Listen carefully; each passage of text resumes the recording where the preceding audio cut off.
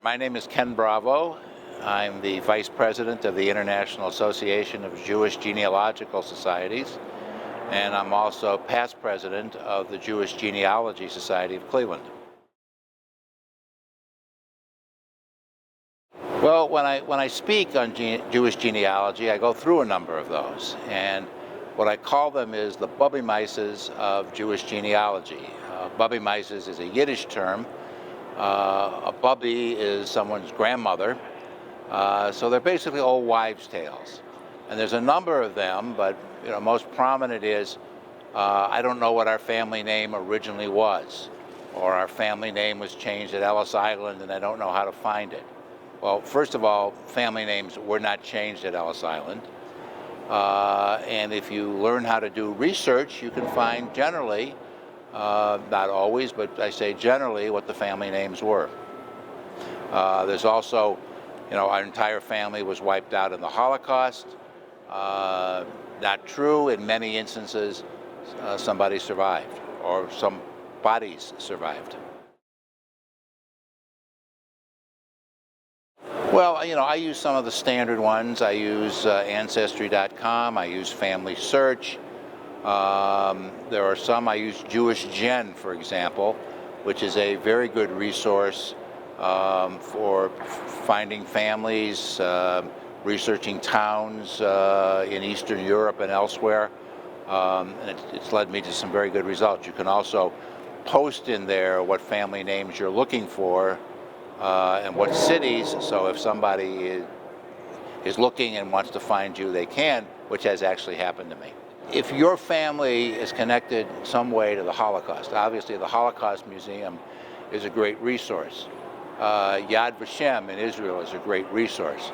I was able to make the connections I made because the records at Yad Vashem led me to a living person who had knowledge of those people. Joining a Jewish genealogical society brings you in contact with other people who have interests similar to yours.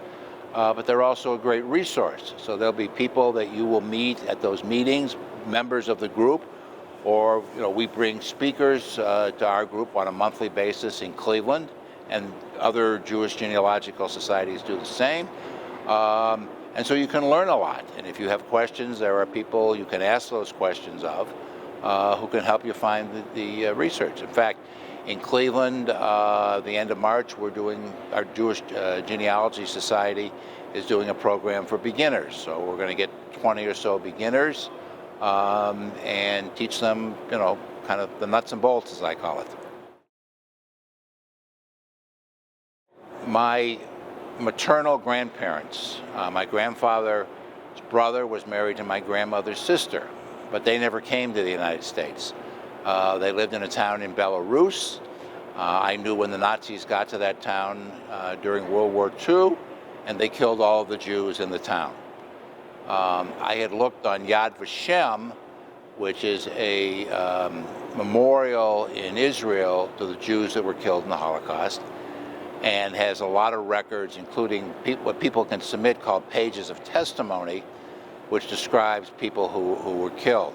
And I had looked for my grandparents' siblings. I don't know how many times I'd gone on that site and looked. And then one day I looked on the site, and all of a sudden it started popping up for me, and there they were.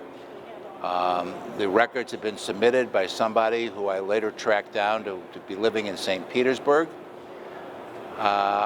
Using Google, I found her son, and so Google is a great, also, think of it as a genealogy resource, but it can be a great resource. I found her son. He worked in sort of a think tank there. He had been to a conference. There was a roster of people who attended the conference. I got his email.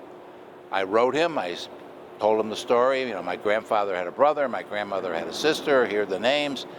He wrote me back, "It's us." And we communicated. About a year after that, I went to St. Petersburg. They were actually on vacation in Helsinki at the time I was in St. Petersburg, so I came back through Helsinki and met them. Through them, because you have two families there, because my grandfather's brother and my grandmother's sister, I found information on both families. including a woman who lived in Brooklyn, New York. She's in her 90s. She was a retired surgeon who had practiced in the former Soviet Union.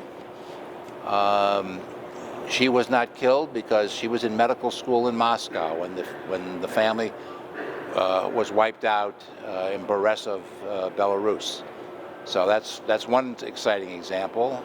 This past summer I was in Israel and met up with relatives on the Bravo side of my family, and it's a young woman who is doing the research there.